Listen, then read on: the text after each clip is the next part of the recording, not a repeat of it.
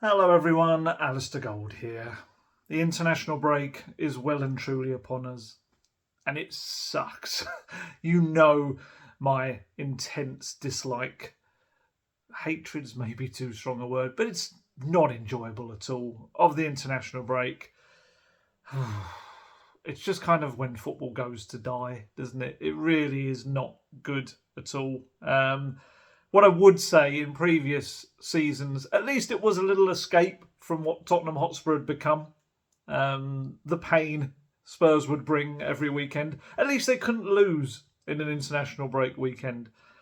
What I would actually say is now, watching some of the really dull football as well, is it only makes you miss the Ange Postecoglou Tottenham Hotspur even more. I kind of was watching a big old chunk of the England game yesterday, pretty much all of it. And just was watching it, was like, oh, Ange wouldn't do that. Oh, Spurs wouldn't have done that.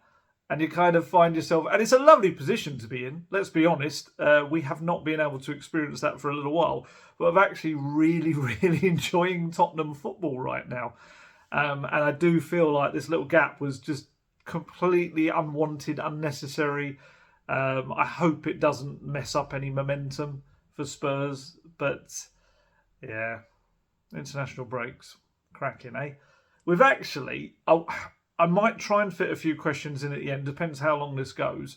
But what I would say is that there's still quite a bit to talk about. There's various little bits and pieces that have happened that we can kind of expand on. If I don't get many or any of the questions, there were some brilliant questions as well put on the comments of the last video. I will definitely do a midweek one to fit them all in, because I feel really bad whenever I ask for questions and I can't fit many or any in. And I am also, apology before it even happens, I'm going to get hot in this video. It is very warm in the UK right now.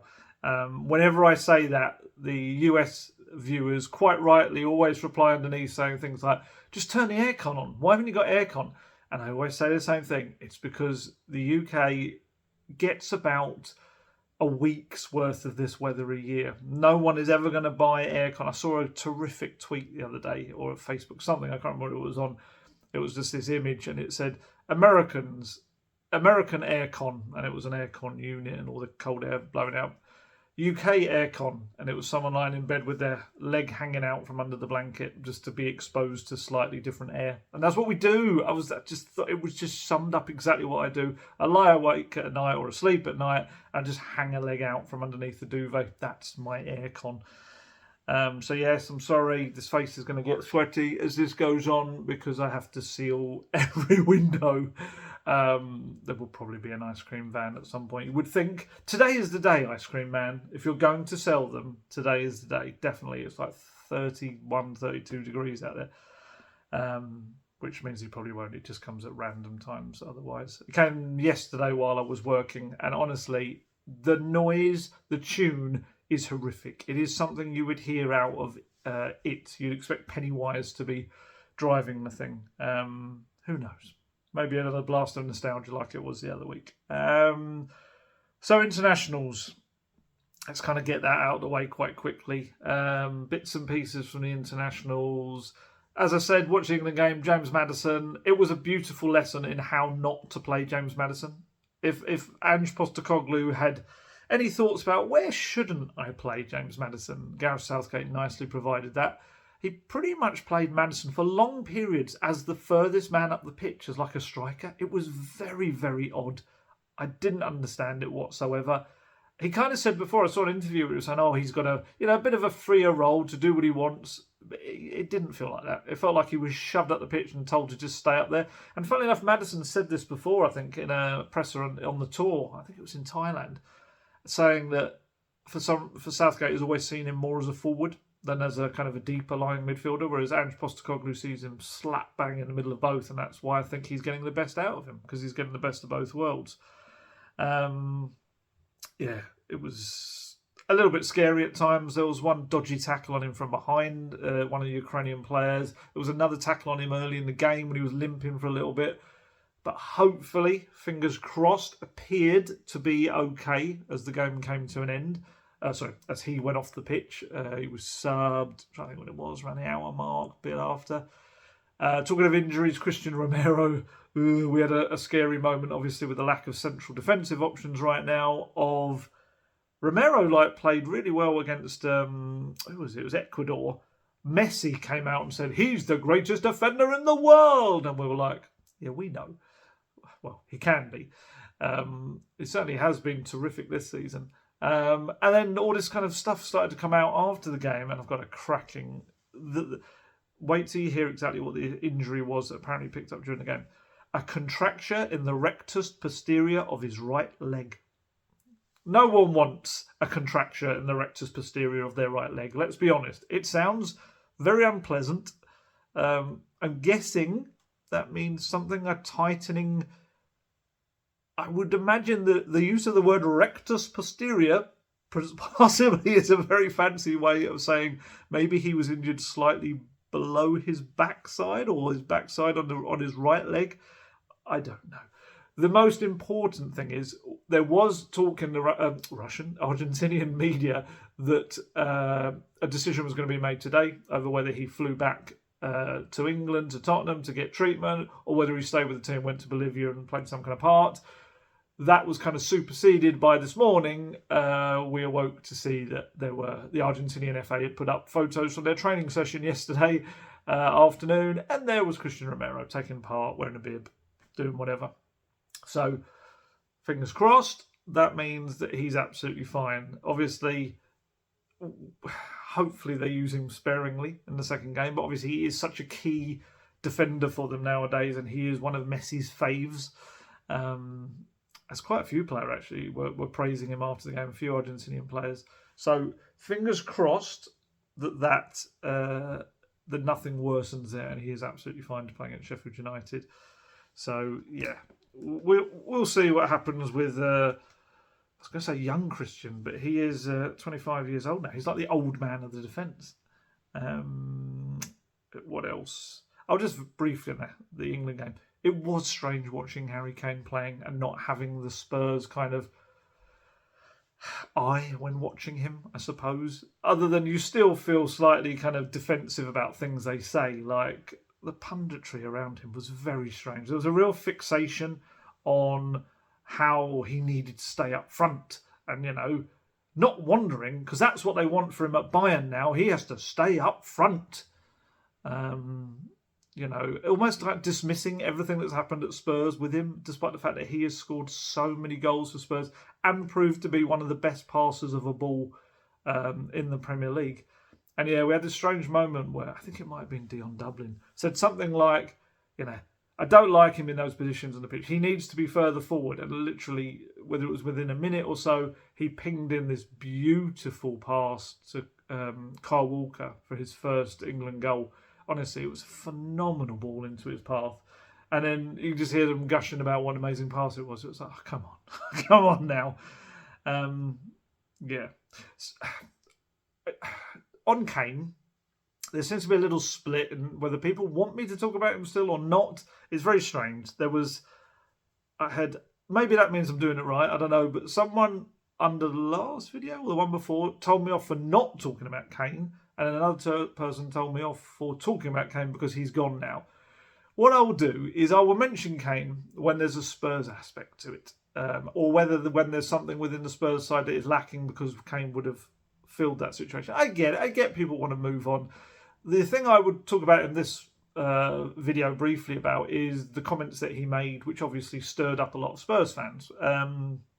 He was talking about Bayern. It was a question that kind of led him down that path. It was about the pressure at Bayern compared to obviously where he'd been at Spurs.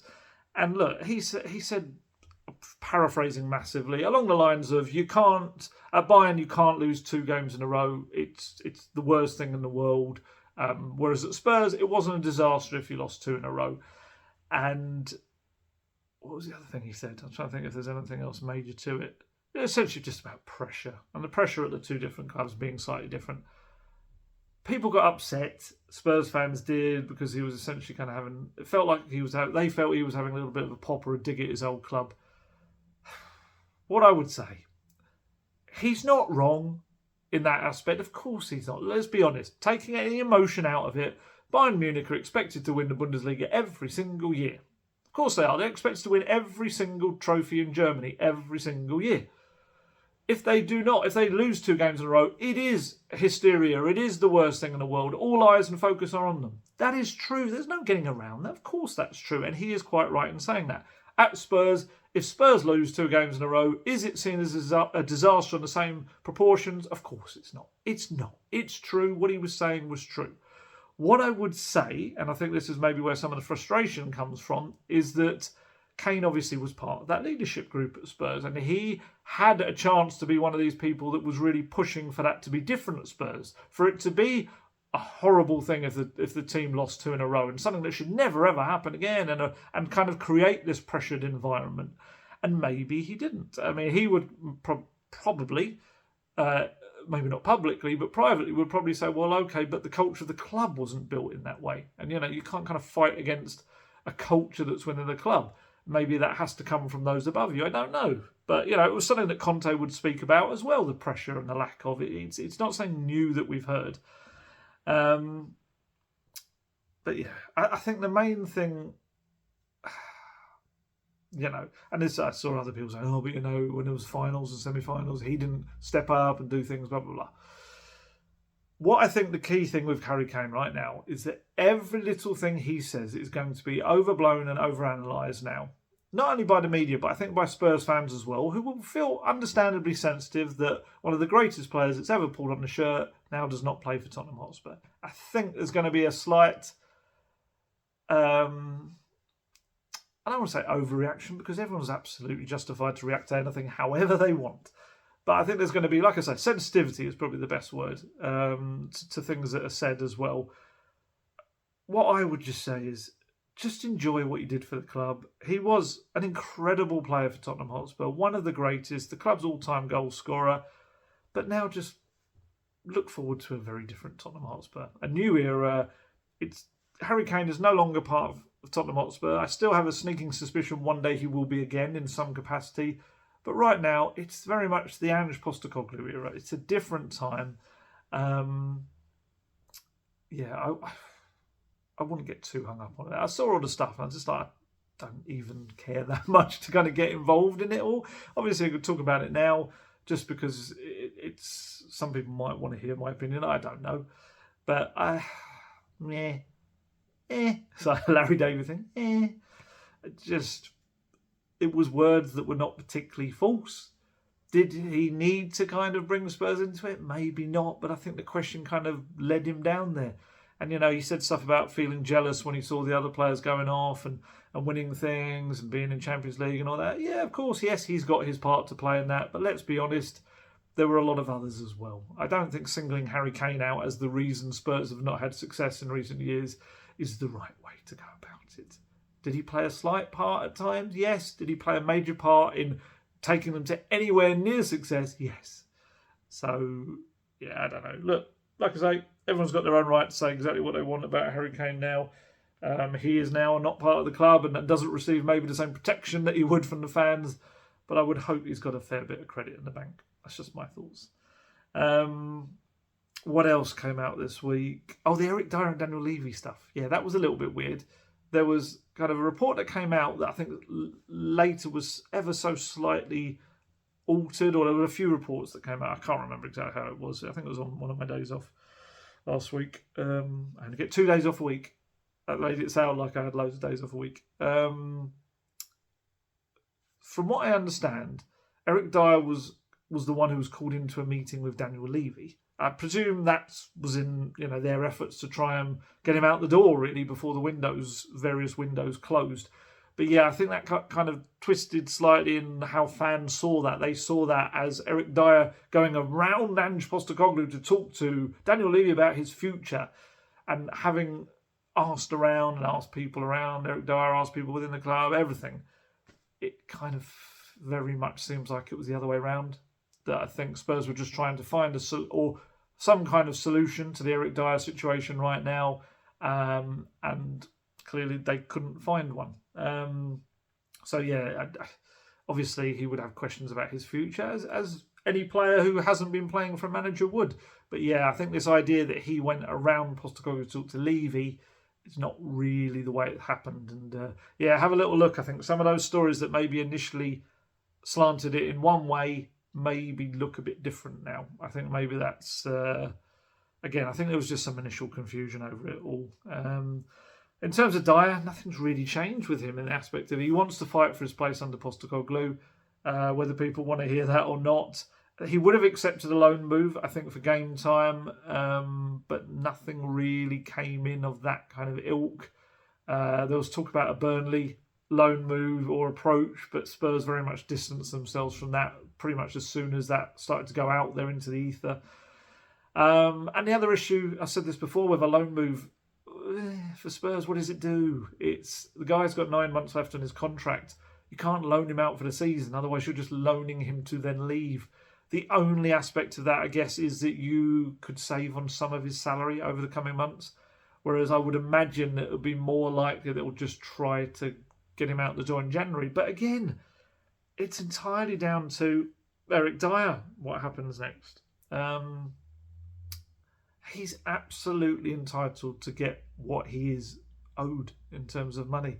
Fans kind of take this view very much of, and I get it, I get the passion, I get they want to see change at Spurs, so they want to see any of these players that they don't feel should be part of it anymore. They want to see them out the door. How dare you ask for your money? I started to do like an Ian McKellen thing. You shall not pass. You shall not go. You shall not stay. You shall not stay. But with Eric Dier, and with any player, it's the same as our jobs. Be completely honest with yourselves. If you were in your job, the company had a contract with you for, let's say, is exactly this, another 9 months of pay, would you seriously chuck that away just because they didn't really want you? If they don't really want you, is the onus not on them to kind of pay you the money, I guess, and let you go out the door? It's one of these where I do think we maybe take a bit of self-awareness out and we apply emotion to it. And I'm the same. I've done it in the past. Like, why is player ABC still at the club? And I think that's the thing with Eric Dier. It's he's entitled to be paid what he's owed. You know, people like look at, oh, what a mercenary kind of thing like that. It's not that either. It's not. It's just a deal was agreed. Spurs will have to, and I think we'll talk about Hugo Lloris in a moment, but I think there's a similar situation with Hugo Lloris as well. Very similar.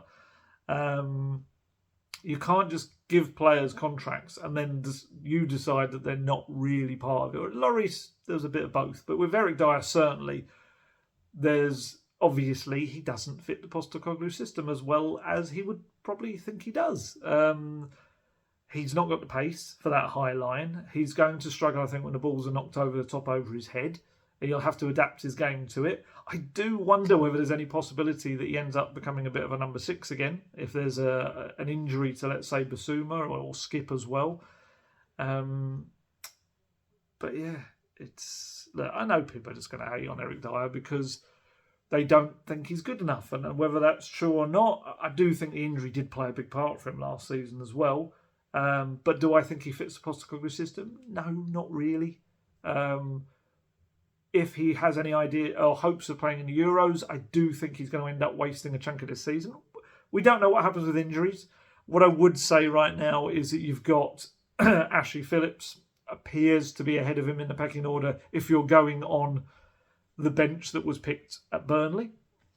Whether that was with one eye on the transfer window in mind of maybe also saying to Eric Dier, you're not going to play much, mate. It might be best for you if you were to leave. Whether that was Postecoglou's thinking at all or not, we'll find out against Sheffield United because, you've got Brennan Johnson coming in there, potentially Lo Celso back fit. There may be, it's going to probably come down to a choice between Phillips and Dier again. And that will kind of let us our biggest indication, really, of whether Dier does have much of a future at all in these remaining months. On Lloris, we're still waiting to see what happens. As of this point, as I'm recording this, I'm keeping an eye on just in case something were to suddenly arise. He's still a Tottenham Hotspur player. And the way it works right now, because Sanchez and Ndombele have left, and we are going to touch on them briefly because obviously that came after the last video, there is a foreign player spot available for Hugo Lloris, which creates a kind of interesting decision. If there is a bit of a stalemate over everything, does he stay as just someone there in case of an emergency, or even as a backup on the bench? I would imagine probably not, but who knows? Who knows? You can't really rule that way or the other on that one. I think a lot of it will come down to how he's being treated, or how he has been treated by Spurs. We don't really know the ins and outs of that. There's kind of, again, there's always this assumption of just like, well, get out now. You said you wanted a fresh challenge. Why haven't you gone? What I would say is that pretty much every offer that's come into him has been as a number 2 elsewhere. That's like, what's the point of that? I can imagine the bulk of the offers have also not matched the salary he would have been earning at Spurs. That's another thing. I said in the past, Spurs I don't think are looking for a fee, from what I understand, for him. They would just be, any club could just take him off their hands. But you also have that salary aspect. Same with Dier. If a club comes in, and let's say, again, I don't know how much Hugo Lloris is paid, but let's say, for example, that he's being paid 200 grand a week. I don't know if that's the amount at all. That is just me using a figure.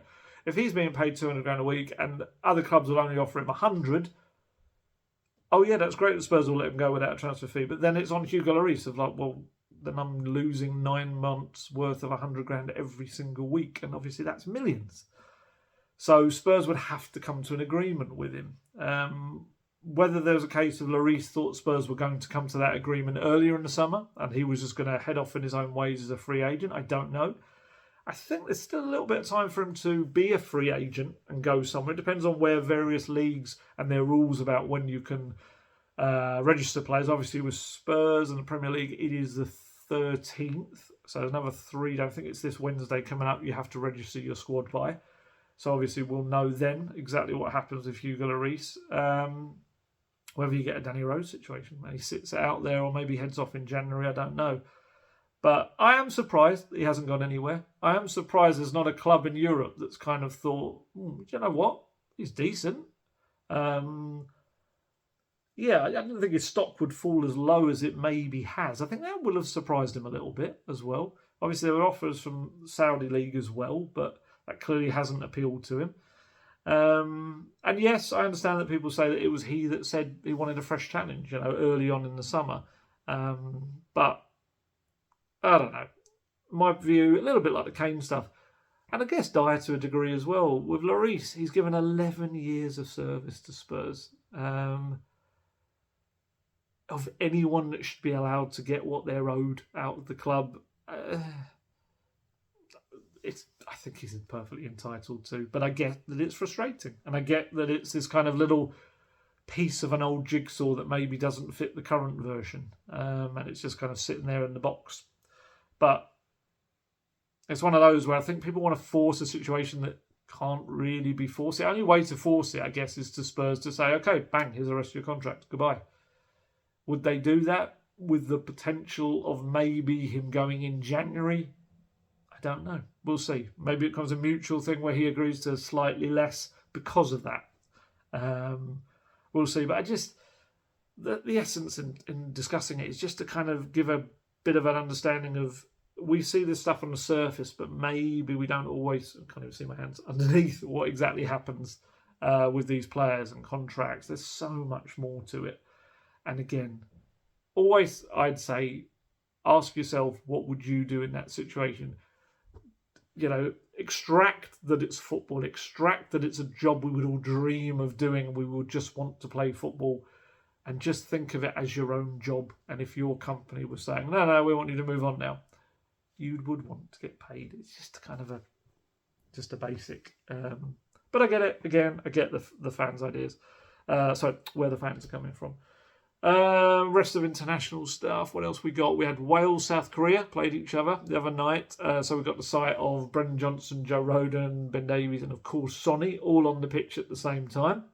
And they posed for that little photo sitting down in one of the corridors. I don't know if it was the tunnel or the corridor after the game. That was quite cool. I only watched the first half of that game. A bit like the England match, it was not a thriller. It was 0-0. Johnson played as a lone striker, but what I would say is the creativity around him was not good. It did not serve him very well. I think it's difficult to judge him on that game. I would definitely look at him, just imagine him in front of Maddison playing his little through balls into his run. Udogi, Porro, Kulusevski, Sonny, Solomon, all of these players like pinging in chances and creating for him. And I think he'll be absolutely fine. I'm very excited about Johnson. As you could see in the last video talking about Brennan Johnson, I am really looking forward to what he's going to bring. What else did I wrote down? What other players, little notable ones? Oh, Højbjerg scored for Denmark. Kulusevski got a goal and an assist. So they've kind of good little confidence boosters for them. I think that's good for Kulusevski. I think he needs that especially. Basuma came off the bench for Mali and just, if you haven't seen the video, I retweeted it on my timeline. Incredible bit of skill from Basuma with his fast feet. It just sends one defender going in every direction, almost breaks his ankles. And the goalkeeper comes out, he sends him in completely the wrong direction and then lays on the assist. It's beautiful.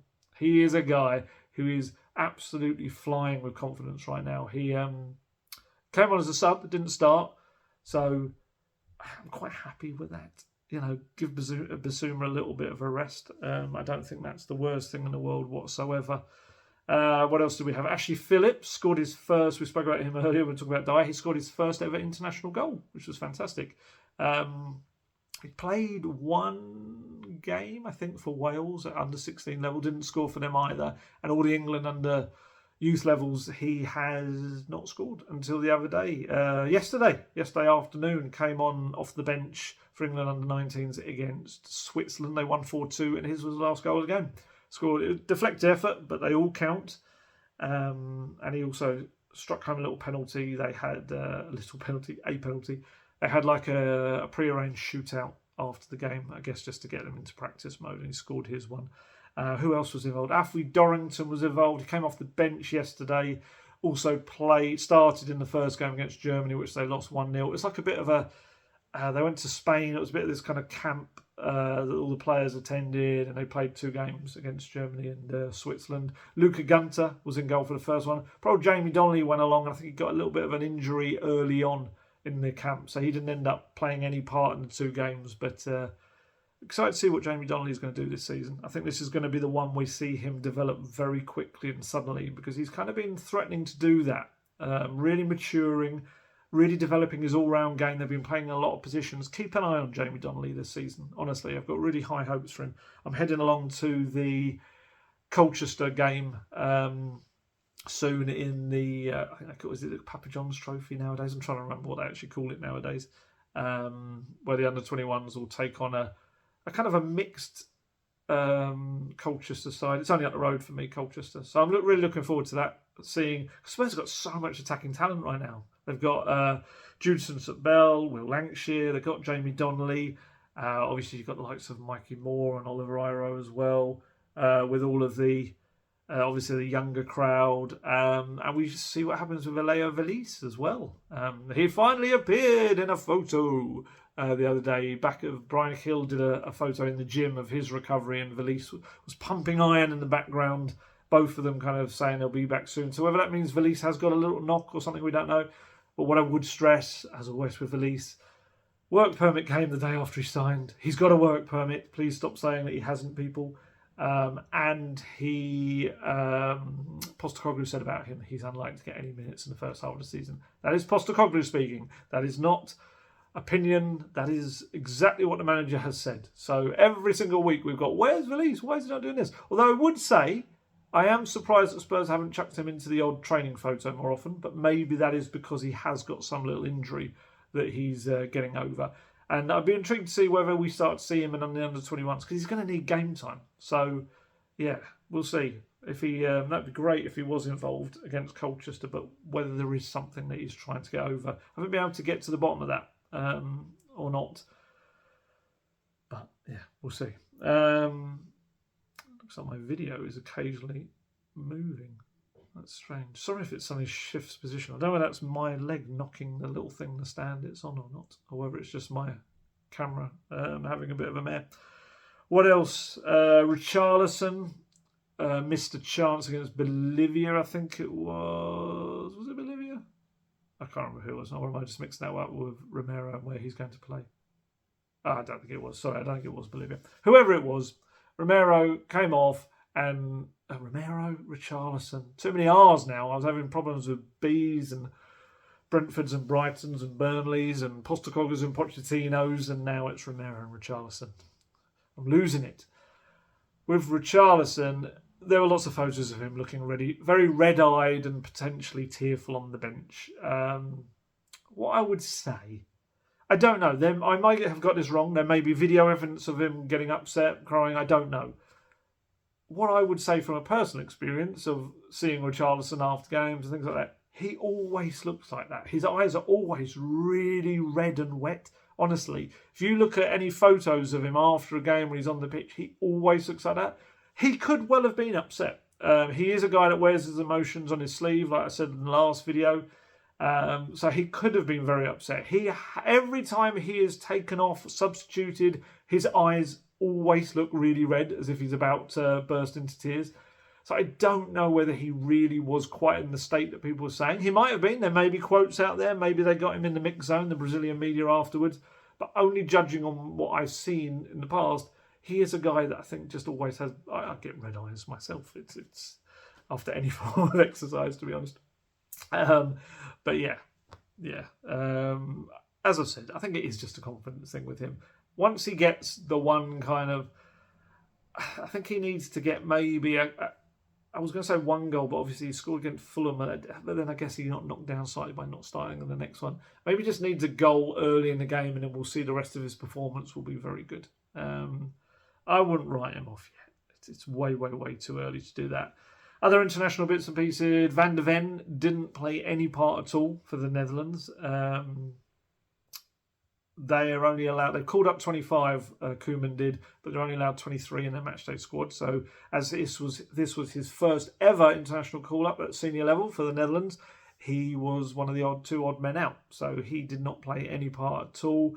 I think they're playing Ireland tonight, the Netherlands, so we'll see whether he gets any involvement in that. But let's be honest, it would be wonderful for him, but as Spurs fans and Spurs journalists, probably not too fussed, personally, if he is wrapped up in a little bit of cotton wool, because Spurs are very, very low on numbers in that position. And that is because I said earlier, since my last video, big Davinson Sanchez has headed off into the sunset to go and join Galatasaray, and so has Tanguy Ndombele. Davinson Sanchez, obviously, for a permanent move. It definitely feels like this is moving, this camera. I don't know if I'm losing it. You'll tell me in the comments. It feels like it's occasionally just going and moving ever so slightly. It may just be that I'm looking up and my eyes are going mad. This is a weird video. Sorry, there's a lot of weird little asides as I notice things. As long as it works. So that's the main thing. Davinson Sanchez. So there's a little bit of a discrepancy over the fee between the two clubs. I think Galatasaray came out and said something about 9 point something euros. It was million euros. It was not a lot. Whereas from the Spurs side of things, we're hearing that it was 15 million euros, 12.8 million pounds for Big Dav. So whether that is Galatasaray making it seem a better deal than it was for them, or whether it is Spurs bumping up the price to make it look a bit better for them, who knows? What I would say is that we'll see it on the balance sheets when they have to do their financial things. It'll all be in there. Or whether maybe just Galatasaray didn't include add-ons, I don't know. But I was told that wasn't the case. It was just purely that the figure was more than they were saying on their tweet that they put out. But we'll see. We'll see. It's a decent amount of money, 12.8 million for a player with 9 months left on his contract who wasn't a first-team starter. I don't think it's that bad at all. Does it make much sense from a squad perspective? No. That's where I have my issue with it. I think I said that all in the last video, that it wouldn't have made really much sense. Yeah, it still happened. Postecoglou sanctioned it. He sanctioned that and the Ndombele move. I still feel that Sanchez was the one who could handle the system with his pace. as a decent backup, which was why he was on the bench. He was the main man. He was the next one to come in. He started against Fulham. So, yeah, they're now left with Eric Dier, who I don't feel fits it as well. And that is why we're kind of watching Romero and Van der Ven, like, praying that they don't get injured, because it's a gamble. It really is a gamble. They've got to get to January without either of those two getting injured. And obviously, Romero has had injury problems in the last couple of years and could get suspended when he remembers that, he does like to give away a foul, which he hasn't done at all this season so far in the Premier League. Or maybe he didn't play against Fulham, did he? So at all. So it leaves you really Eric Dier, Ashley Phillips, and Ben Davies at a push. And we were thinking about this, maybe an even more of a push, Emerson Royale. I would say Emerson Royale probably more in a 3, even more so than Ben Davies. Ben Davies. I know I said it like I had a cold. Ben Davies. It's just an excuse to say Ben Davies' name, clearly. It's not a great... I mean, it's putting a lot of pressure on Ashley Phillips. Look, Postecoglou has been impressed with Ashley Phillips behind the scenes on the training pitches, but there's also very much an awareness that you don't want to put too much pressure on his shoulders. He's 18, he's played 8 championship games so far. Throwing him into a Premier League game is a big ask. It really is. But they may have created a situation of their own making where maybe they'll end up having to. So I would personally, in any of the coming games where if Spurs can get into any kind of comfortable position, that would be nice against Arsenal and Liverpool especially, I would get Ashley Phillips on that pitch, start getting him soaking up the Premier League experience, because in case you need him. And with Tongi, we've said enough about Tongi. He'll go away now, he'll go to a league that maybe sums up where he is in his career. That's not to do down the Turkish league, but it isn't one of the major leagues in European football. Same as Sanchez, the potential fee, €15 million, £12.8 million if they take up the option.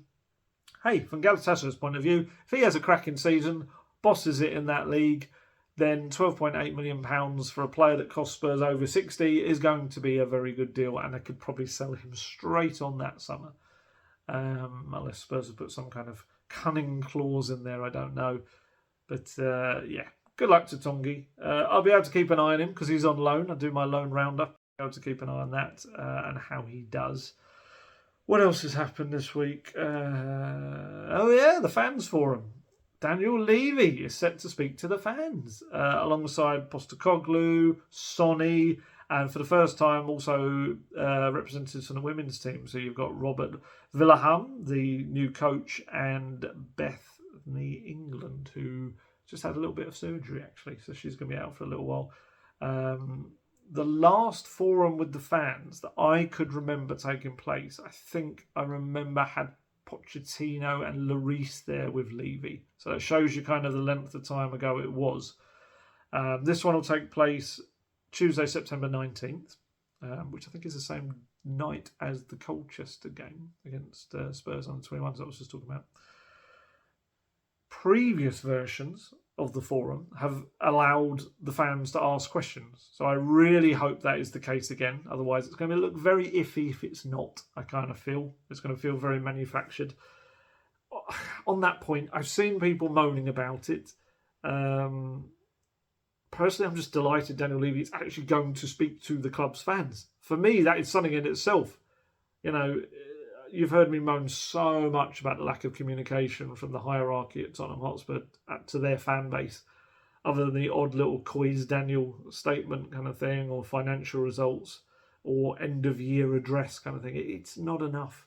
It's not enough. I know some will point out and say that a lot of other club chairmen don't, but I feel that especially when things have not gone well, that's the time when you need to explain stuff to the fans and make them understand better why you've made certain decisions. So yeah, I don't know. I've seen the moaning, but it's a bit... I've seen people moaning that he doesn't talk to the fans, like I've just done, and then now moaning that he is talking to the fans, and everyone, they'll all be handpicked, it'll be carefully selected, and things like that. I don't think Spurs can afford to do that. I think they know there's going to be a bit of scrutiny on this, especially because he speaks so rarely.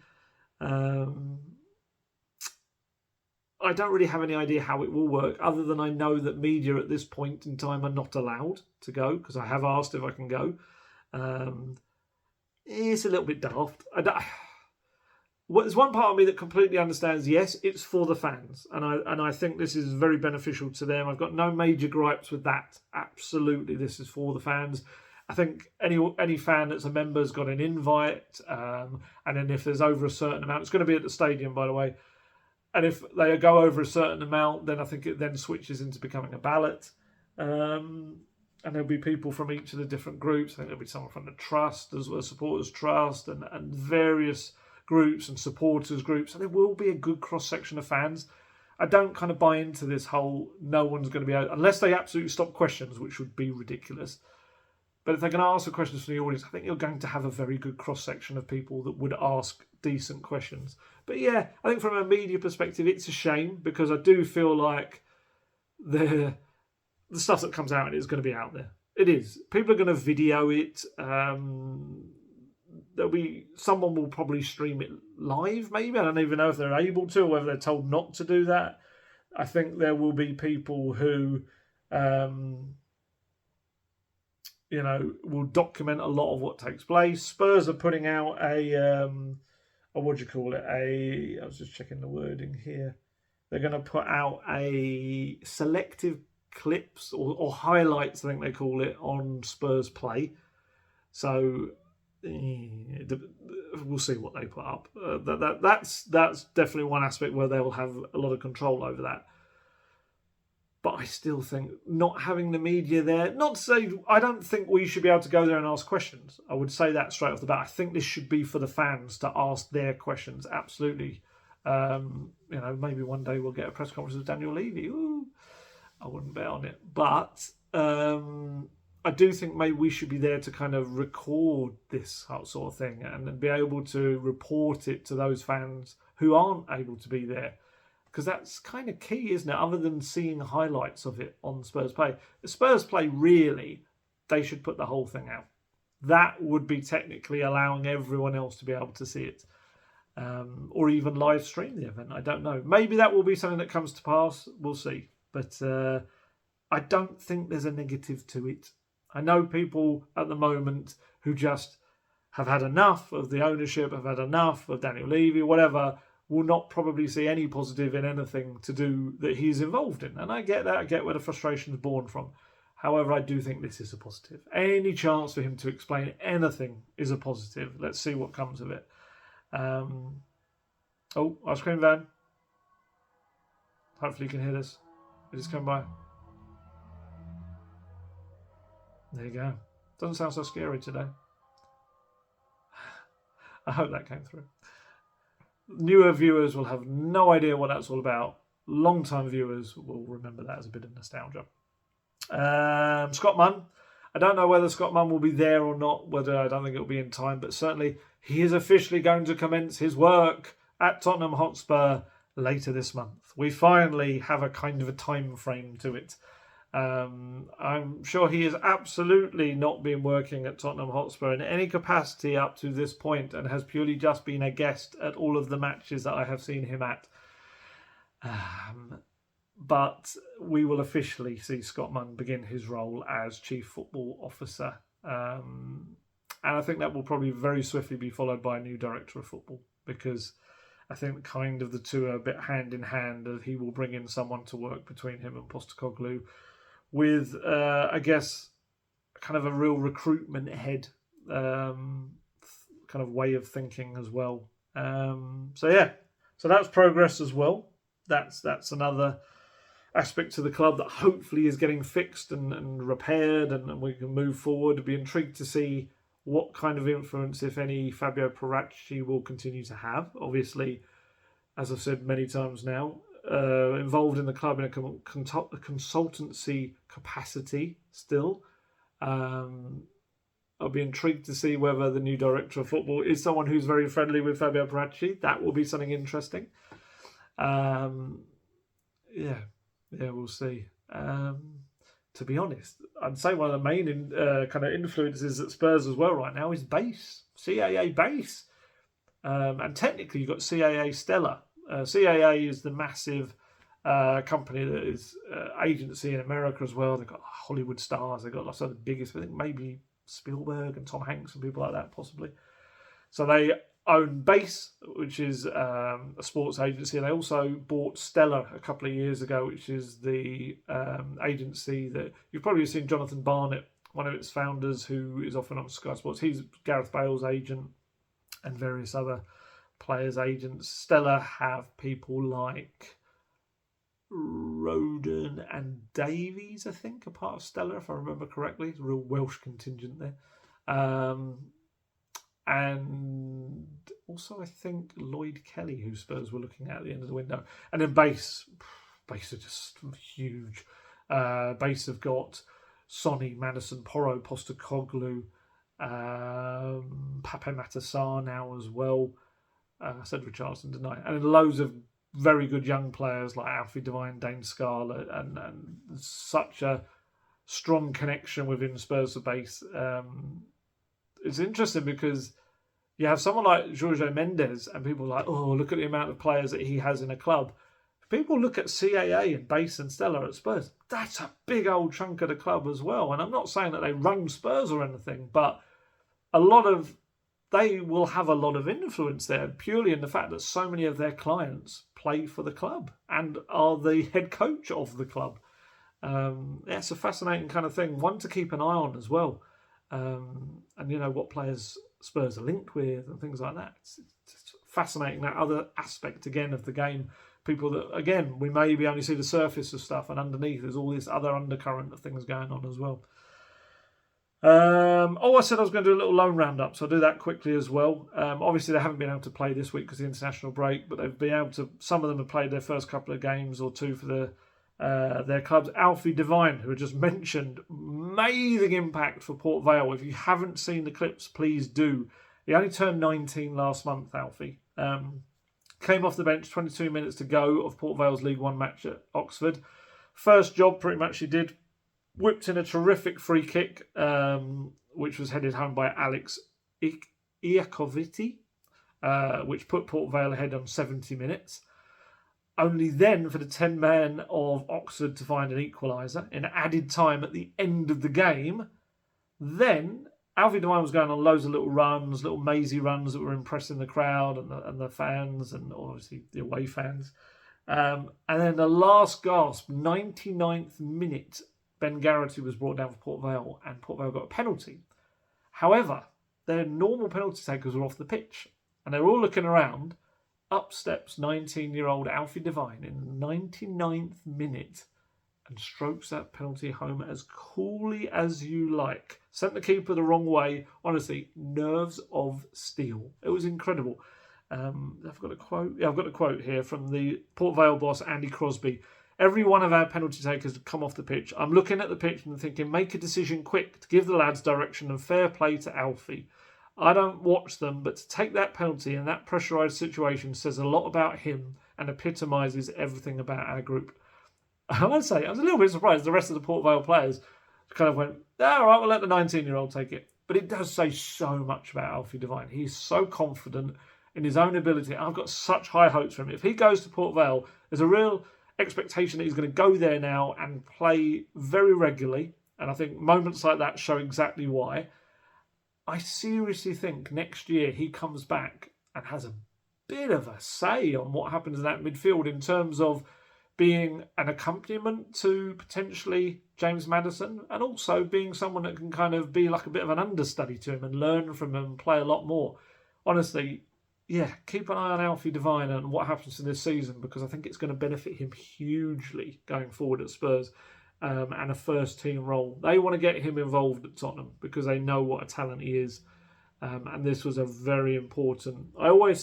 People always like, get him in the Championship straight away for the first line. I think League One is a brilliant kind of proving ground almost for a lot of these young players. It's a very, very good league for them. Who else? Joe Rodon.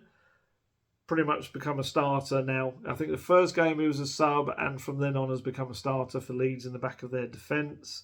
Got a clean sheet the other day against Sheffield Wednesday. That was 0-0.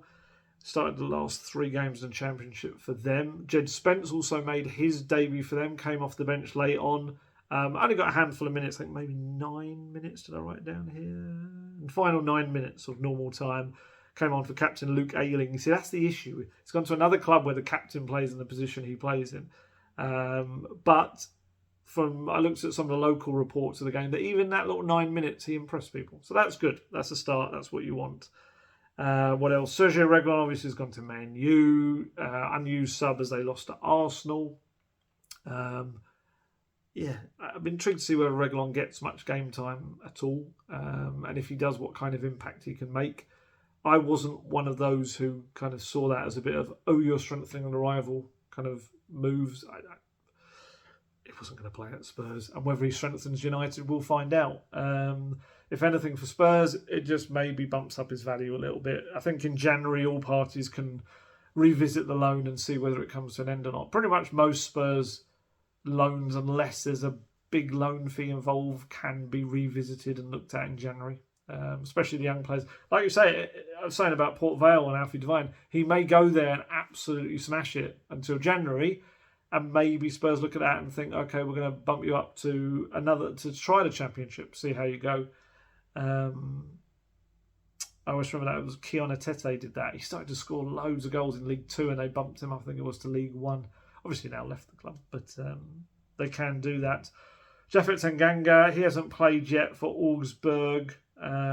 If you weren't aware, his loan, obviously, loan with an option to buy that becomes an obligation if certain criteria are met. I'm feeling one of those maybe if they stay up in the Bundesliga. But good move for him. Bundesliga is a good league, I think, for young players to go there and develop, and that'll be good for Japhet.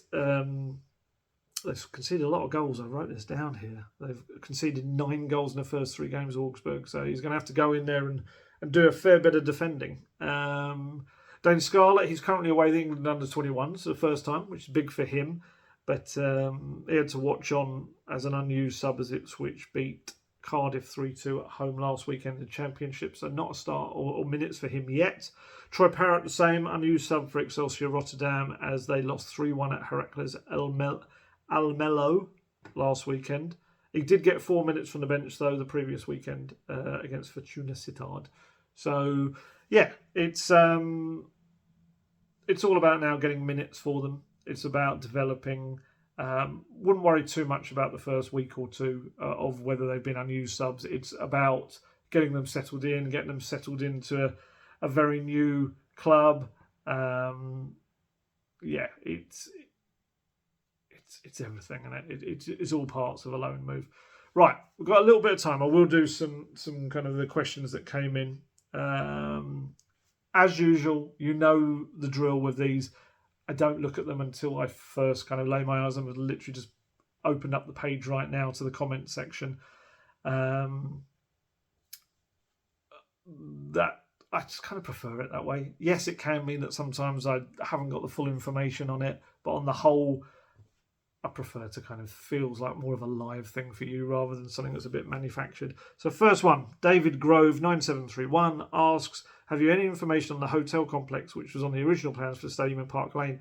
I do, because I did an article about it yesterday or the day before, which I preempted with the yes, it can play at centre back, yes, wore a trophy and the thing, which was very much me just preempting the replies I knew I was going to get. The hotel complex, they've made some alterations to it. It is huge. They've had another 6 stories on top of it to Haringey Council in the planning application. We'll see whether it gets approved or not. I think obviously the original application was approved. It's a very interesting building. It's like a blade because they've adjusted it to create more ground space. What I would say, and a few people did point this out in the comments underneath, was that the whole kind of the Skywalk thing, you would go up there and have this great view of London. I don't know if that hotel, and especially there's going to be other bits and pieces there as well, including an extreme sports building, that may block off a big portion of the view. And it is going to tower over the stadium. it's another revenue generator for the club. And, the club say that all money goes back into the football side of it. So if that is the case, then, hey, it's another way of getting money into the football club, I guess. And hopefully going to exciting signings. We'll see. I know there's some people that are sceptical about that. But and also how quickly this comes into play. There's so many developmental things around the Tottenham Hotspur Stadium. It's ridiculous the amount of things that Spurs are trying to... I looked just at some of the applications that are in. It's like 3 or 4 different sites. There's housing sites. There's retail area. There's outdoor spaces. Honestly, it's all around it. I know there's very differing views on this. There's, some people call it, is it gentrification? I can't remember the exact term, of trying to turn an area into something that it wasn't. There's some people that kind of see it as a good thing and kind of bringing money into an area, kind of trying to give it a new lease of life, perhaps. It's difficult for me because I'm not a member of the local community. I obviously go in there to watch games or go to events that take place there. I'm not someone that lives there day in, day out. I live about 25, 30 minutes away. So, yeah, interested to know what people's thoughts are. Or is it a good thing? Is it a bad thing? I think there's an element, some people feel, of, are they making it a little bit like the area around Stratford, kind of in what they're trying to do there? Does the area need that? Regeneration, that was the word I was looking for. Is that something that the area needs? I would say in some aspects, yes, of course it does. We'll see. But yeah, that's the latest of the hotel complex, is that there is an application that went in about 2-3 weeks ago with new designs and everything. Have a look on my Twitter feed. You'll see I've done a piece which got loads of concept images of what it's going to look like. I'm undecided on it. As a building itself, it looks quite cool. As part of the complex, I don't know. I don't know whether it's too dominant a feature. But it's not my lookout anyway. What else we got here? Oh, straight away, not a Spurs one. That elder gentleman is going to send me an email about this. He does not like me speaking about non-Spurs stuff. Perky13 asks, what's your thoughts on the opinion that Indiana Jones does nothing to affect the plot of Raiders of the Lost Ark? He doesn't. It's true. It's my favourite film of all time, Raiders of the Lost Ark. But Indiana Jones, technically, you could remove him from the plot and the same things happen. So yeah, can't argue against that. What else we got? Bob P4 asks, Alistair, with Kane to Bayern, Sanchez and Ndombele to Galatasaray, Reguilon to Man U, are Spurs trying to qualify for this year's Champions League via the back door? In a way, yeah, I suppose. Although they only actually own 2 of those 4 players. That is the other aspect of Ndombele and Sanchez going to Galatasaray, of course, is that they're going to play Champions League football, and fair play to them. The main thing I think about Champions League is the fact that it could potentially is looking likely to go down to 5th spot in the Premier League this season as well. Who knows? Who knows what Ange Postecoglou could do with them? What else? That's not really a question. I'll ask it. Mark Horn 2894 says, I would only like to say that Destiny Udogie will become the best left back in the world within 2 years. How long will we keep him for? That's the question. Well, he's got a very long contract. It's about how Spurs now progress with him. How many times have we heard that with various players? Lee Spurs asks, Q&A, for the Q&A, do you know when Cesc, Hill and Bentancur are back from injury? Bentancur, Postecoglou said November is the hope. Brian Hill seems to be almost there, or certainly just after this international break. Cesc, his is one they're being very careful with, because the good thing about Cesc, or for Cesc, is that this surgery he's just had, there's a hope that this is it. This is the sound like Michael Jackson there ahead of his final concerts. This is it. There's a hope that the operation is the one that fixes his hamstring problems. It is the one he didn't really want to have it done. He was trying to put it off because he felt that he didn't want to have surgery. Just wanted to play, prove himself to Postecoglou, or get a move in the summer. But it had to be done, and they're being quite cautious over it. I've been told that potentially could be back maybe next month, but even then it could go either way. He could come back sooner than that, or they might want to take a little bit more time with him. Let's be honest, he's probably not going to get much game time right now unless there's an injury to Udogie or Davies. But yeah, let's see with Cess. I don't want to put any pressure on him either by saying a definitive date. It's just going to kind of... He's so young. Was he 22, 23? He's got such a long career ahead of him if he can sort this hamstring issue out for good. Tough question. Good question. Martin Hanna, 2675. Can I ask, what was the last Spurs top you bought? Yeah, the thing is with Spurs tops in the past, my birthday's in August. So pretty much every year as a kid, and then kind of as I got older, my family would buy for me one of the tops. Normally the home top was the only one out. So I wouldn't really buy my own shirts. Probably I'd say the last one I bought was a training top a couple of seasons ago to play five-a-side in each week. Yeah, that would be it. I haven't really bought them for myself. I do like to play football. I prefer to play football in a training top for some reason. I don't know why. It's just a weird little quirk.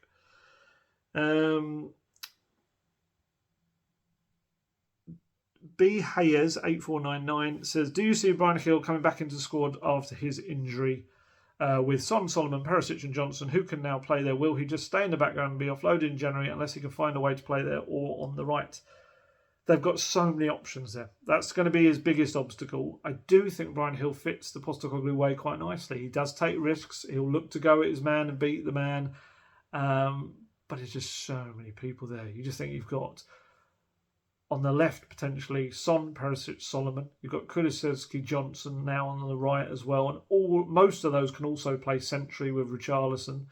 We'll see with Bryan Gil, but I'd like to see him get some minutes because I do think he could do something. But so few fixtures. That's going to be the biggest issue for all of them, I think, trying to break into the team this season. They're really going to have to grab any chance they get. Moxley982 asks, can you see in January a move for an Ivan Toney or a striker of some ilk? Or does Johnson, Son and others put paid to that until next summer? They certainly looked at Ivan Toney, along with a lot of other clubs, I should stress. I think there's going to be a lot of interest in Toney. I'd be intrigued to see whether anyone could prize him away in January, because his ban doesn't actually end until right at the end of the month. I think, of course, Spurs are the first game back for him that he's available to play in. I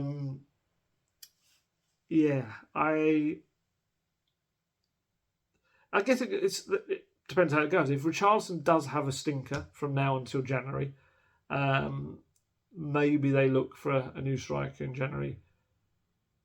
I think another centre-back was probably going to be the priority because they let Sanchez go without getting one, which is just a bit daft, but there you go.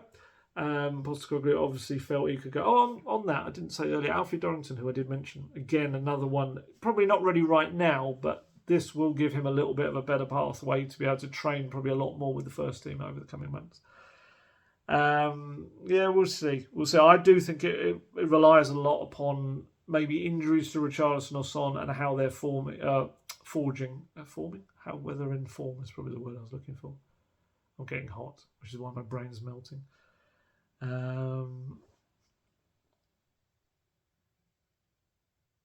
We'll see. Steve Shear 392 asks, when you stop reporting on Spurs as a journalist, do you think you would pay to watch them live as a fan? Ooh, good question.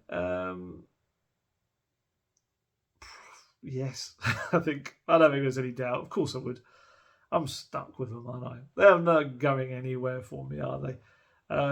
It depends on how long I cover them, I guess, as a journalist. At this current point in time, unless, circumstances dictate otherwise, I'm enjoying it.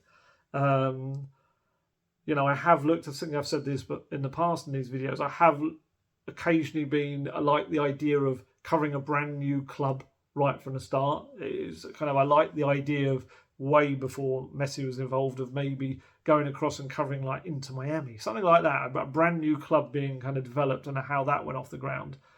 And there's also part of me that kind of likes the idea of maybe travel writing as a future, maybe an old boy I'll be one day kind of, you'll see me in some far-flung locations writing away or doing travel vlogs or whatever.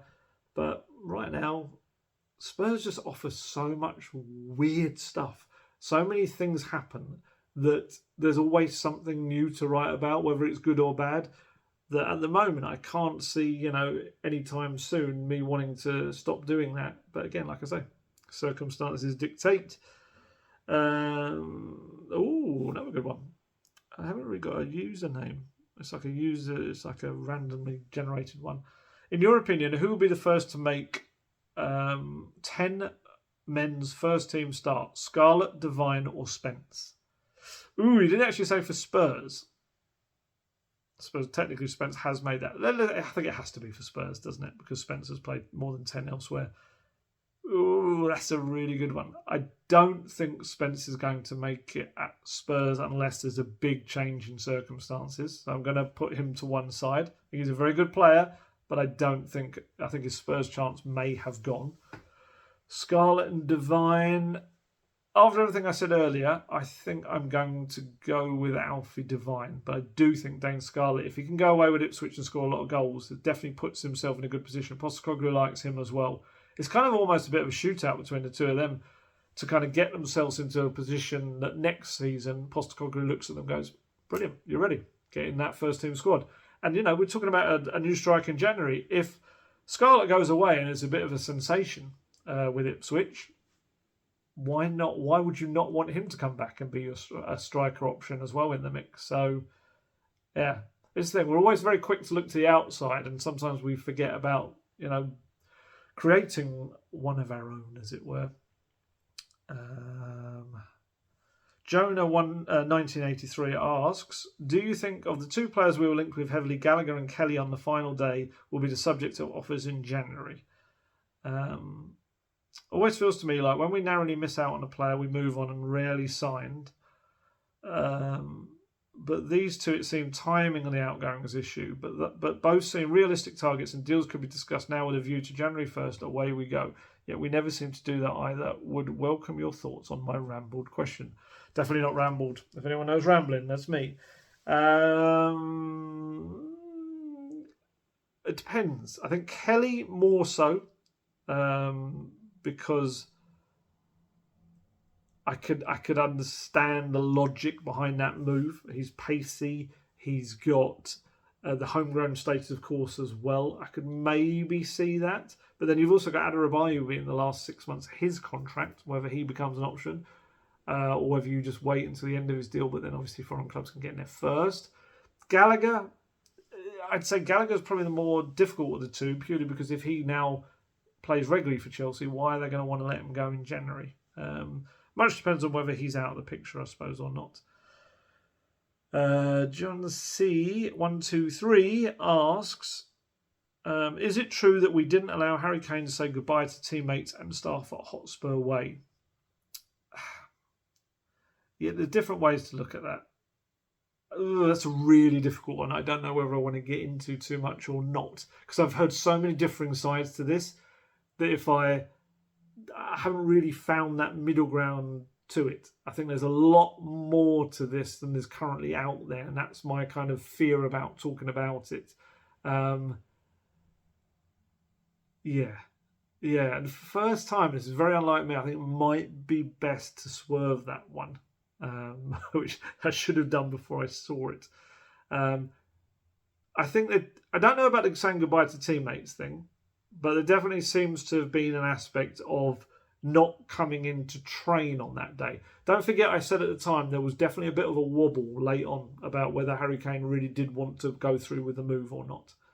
And I do think, from what I understand, there's an aspect of it being best for him not to come in and train with the squad, I think, on that last day or two. But I think there's a lot more to it. A lot of to-ing and fro-ing, and I think gamesmanship from both sides as well. And I have no doubts that Harry Kane would have said goodbyes or would come back to say goodbyes to people. Maybe right now, he's back in the country, obviously, for the or he will be. Technically, no, they're playing in Scotland, aren't they? Oh, we would have trained at St George's Park, so he would have been back in the country. But yeah, that's why I'm very wary of going into too much, because I have heard so much from both sides of this one. And I'm not sure exactly, not to say who I believe, but where my view on it exactly is. I definitely think, how do I put this, trying to be really diplomatic in it, I think there's more sides to this. I think definitely Spurs telling a player of such an ilk as Harry Kane to not come in and train that day isn't a great look in itself. But yeah, there's other elements, I guess, of why would a player want to do that and come in and train on the day when he's about to move and things like that. There's a lot more to it. Honestly, please, aggregators, don't take anything from that rambling mess of an answer, because I don't know the best way to put it.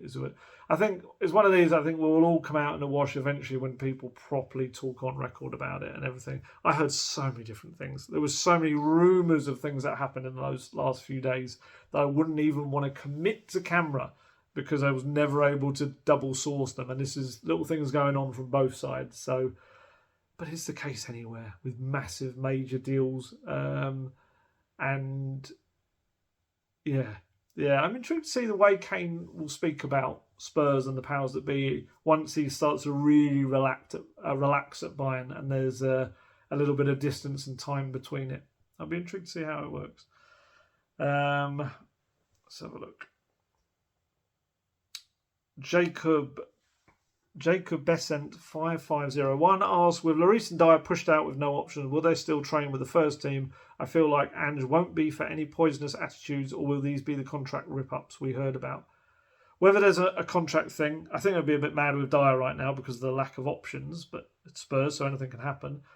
I would imagine, I don't think either of them are kicking up any fuss and being a pain in the backside or anything. Lloris, Postecoglou said, has been very professional. Dier, from everything I understand, has been working hard and just kind of trying to get his chance. So if there's a case that they have to train with them, I think they'll, I think they have been training with them. From everything I've seen and heard, they have been training with them. So yeah, I don't think that's a real issue. Ben JW5BV asked, do you think Solomon could be a regular starter? Watching him against Burnley, he could be a real impact if Sonny goes down the middle. Down to him, and whether he can prove to be a consistent threat in the final third. That's going to be the big thing for him, really. What else we got? Adam Hamilton Whittle in the next press conference with Ange. Can you ask him about the centre back situation? Well, don't worry, I think he's going to be asked about the centre back situation quite a lot.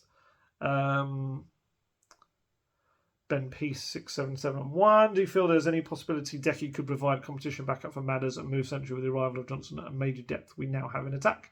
Absolutely. Told me last summer that his favourite position is number 10.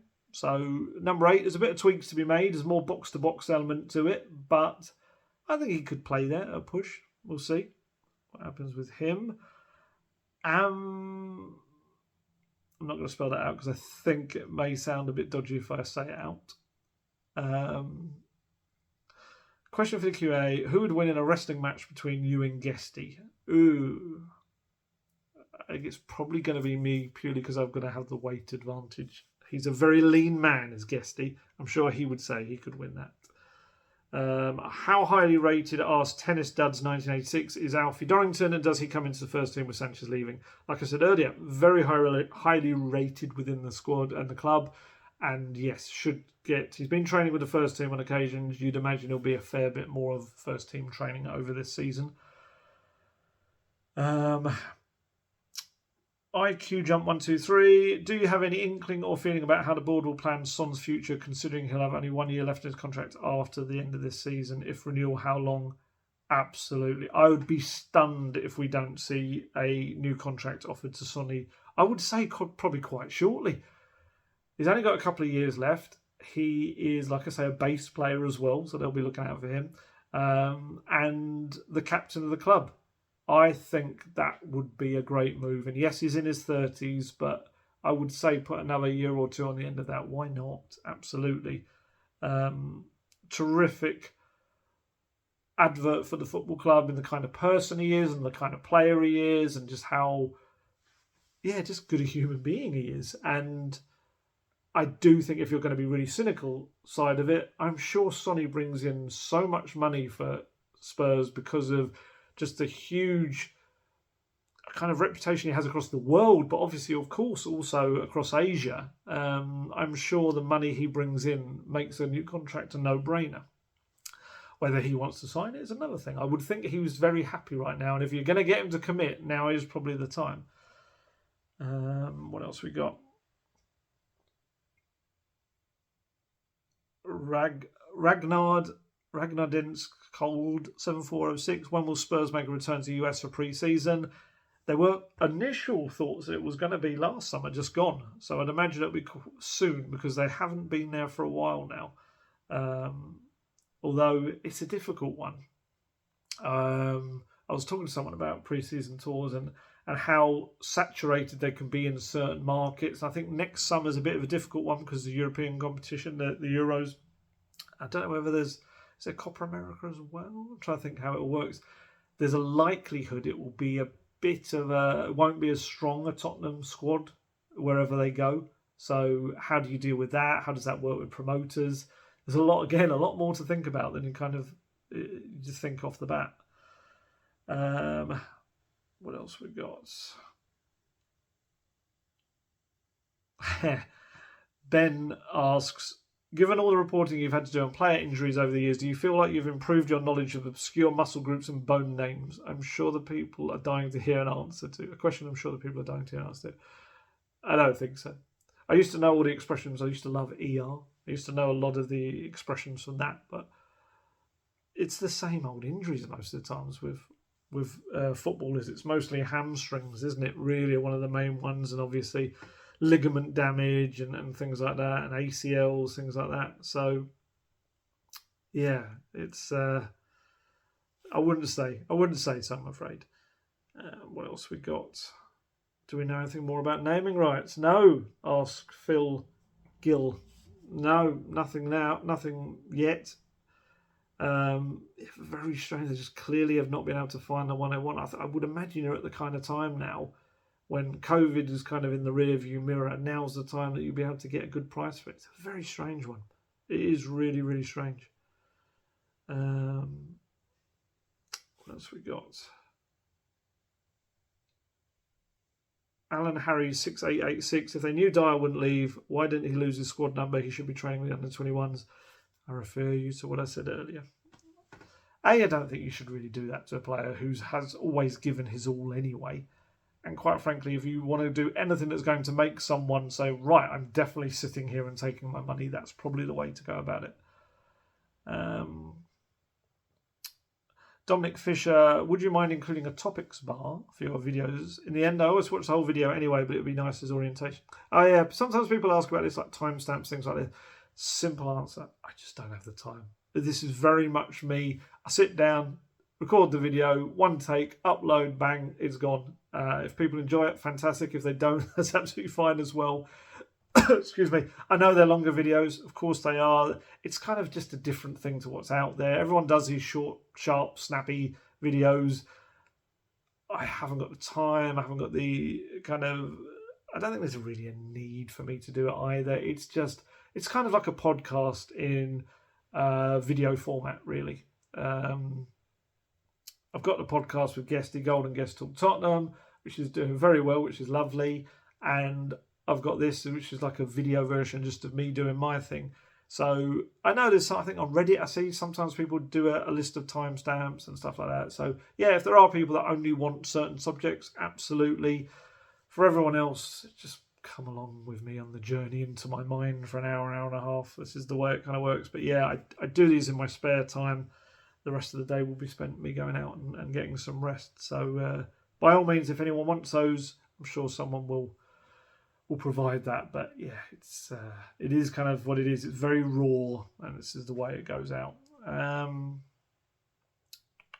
What else we got? I'll do a couple more, and then we'll wrap it up. Watched and follow you for years now, Ali. Is there any chance you get a videoed interview with a player or staff member during the season? Alex List last that.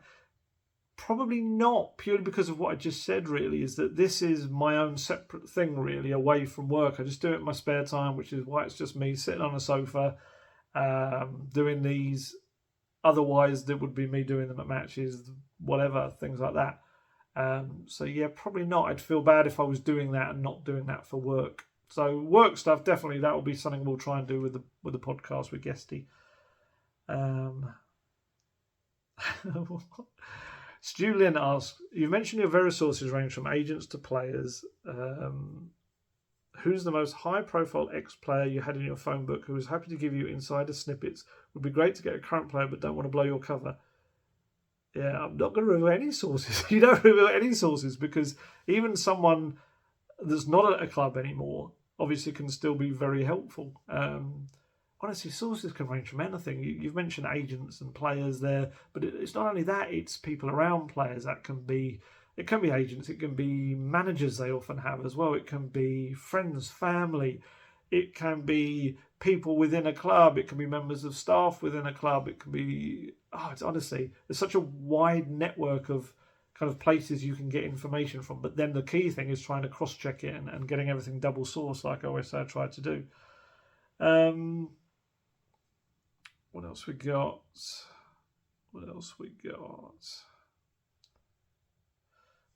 Curry8015. Which player from Spurs past would you have loved to see playing for this new Spurs? Not Kane, as that's not so past, and you've already mentioned he would have gotten a hatful of goals. Hoddle. Hoddle would have been class in this system. I think Gaza would have been class in this system as well.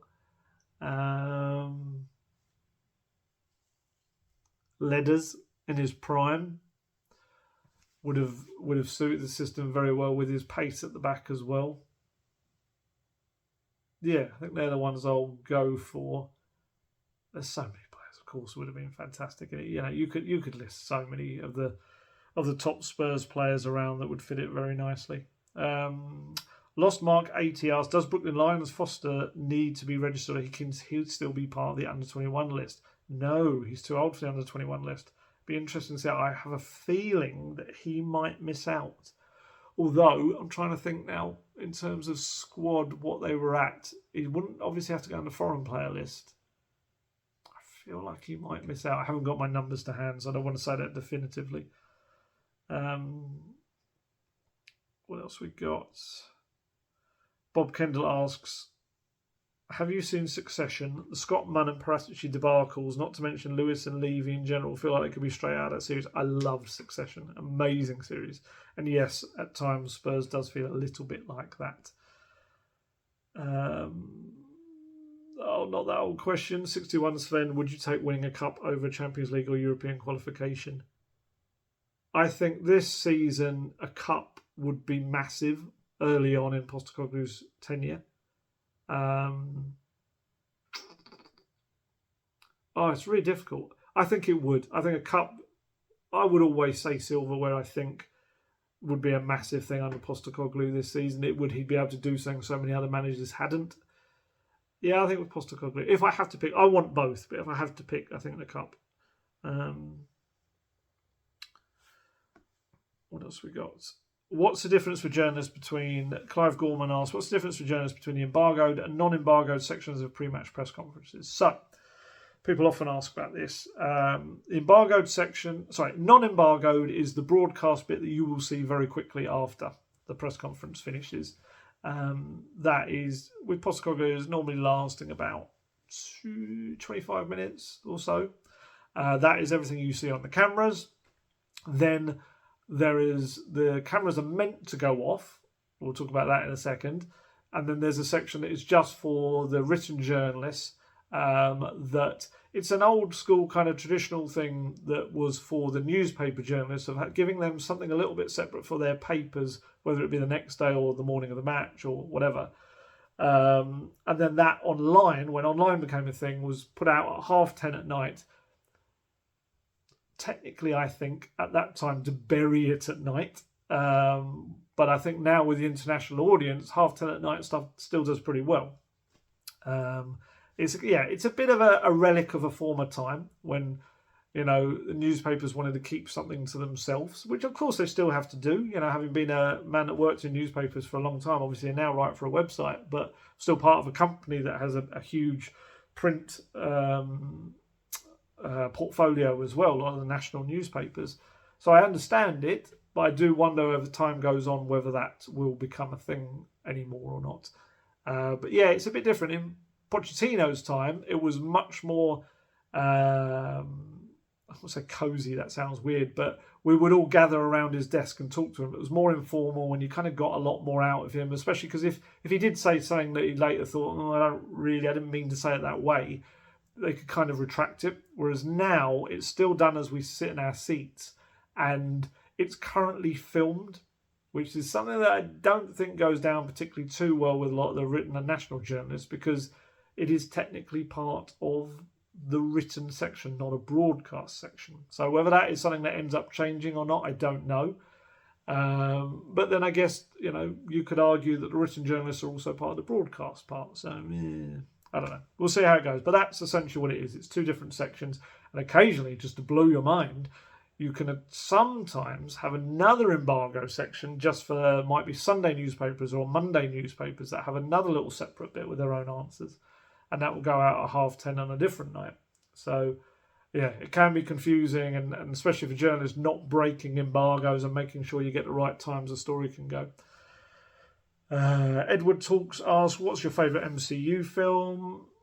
Thor Ragnarok. Loved it. Absolutely loved that film. Let's have a look. I kind of answered a lot of those.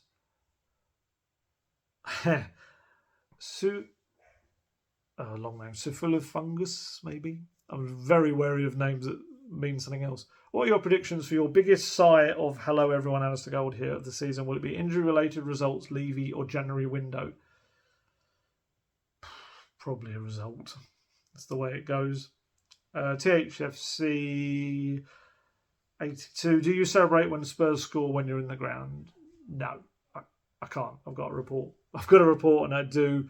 Internally, of course, I'm celebrating. And there's times, I think I've said this before, I'll go, yes, as I'm writing. It sounds very weird, but it's kind of me. It's my way of processing it while knowing that I have a job to do as well. I think, to be honest, that's probably the best place to wrap it up right now because we are at the hour and a half. Hopefully I answered a fair few questions there. There's more to go, which might do a midweek one. We'll see how the week shakes up. As always, thank you for your questions. Some really, really good ones, and there's loads more I didn't even get round to, but I do have to head off now. There's a few more international games to go. Fingers crossed, no. Definitely flips the camera. Definitely there's a little bit of movement. I think it's me knocking it somehow. Heading off now. More international games to come. Fingers crossed, no injuries. Please, no injuries. And then Sheffield United, obviously, big home games. Only the second home game of the season, competitive one. Get the momentum back going. And then there's that certain North London derby. There's a part of me that fears it's come too early in the season. I would have preferred Spurs to be a bit further down the line with the Postecoglou way. But definitely get some momentum back with the Sheffield United game. And we'll see what happens. It's definitely going to be a very different kind of North London derby. I'm intrigued to see how it plays out in a football sense. But we shall talk about that another time. Right, going to head off. As always, stay safe, stay healthy, look after yourselves, and I shall catch you later. Goodbye.